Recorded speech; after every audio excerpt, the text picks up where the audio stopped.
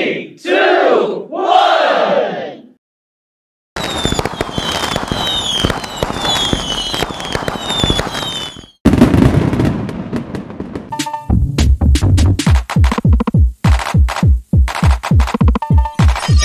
আজকে যাব ভাইয়া রিসেপশন পার্টিতে।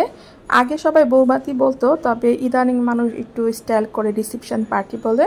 রেডি হয়ে আগে এসেছি মার বাসায়, এখান থেকে আম্মুকে নিয়ে ডাইরেক্ট চলে এসেছি সেন্টারে এসে দেখি ওরে বাবারে বিশাল জনসমুদ্র, এত মানুষ, তো এত মানুষ ঠেলে আর সামনে স্টেজ পর্যন্ত যেতে পারিনি, তার জন্য আগে খেতে বসে গিয়েছি।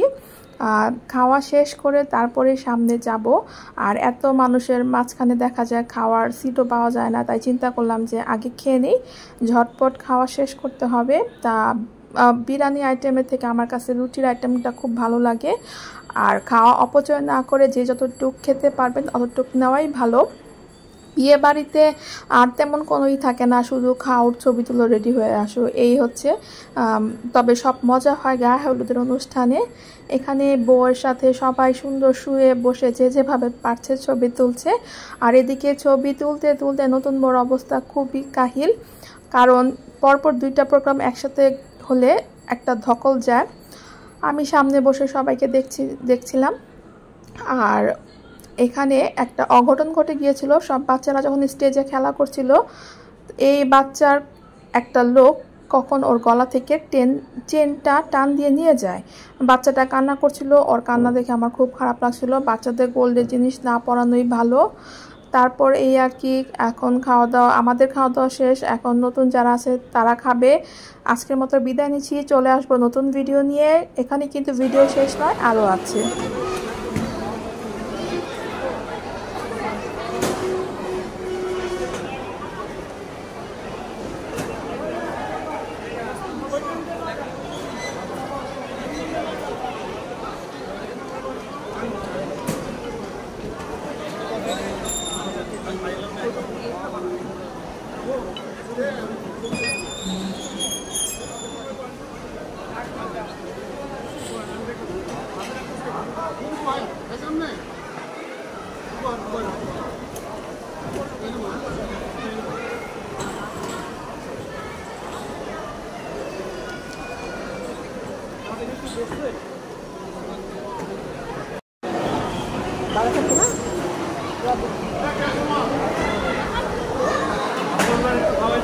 আপু একটু দেন, আপু একটু খাওয়া দেন।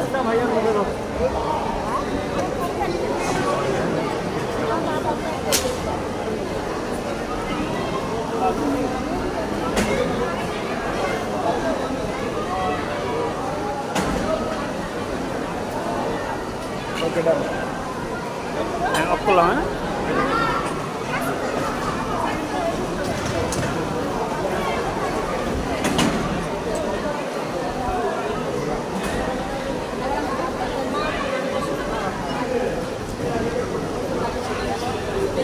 সুজান বেশি করে রাখে ভাইয়া। সুজান আমার ভিডিও করতেছো না? আপনারা করি নাই, খান আপনি শান্তি মতো খান।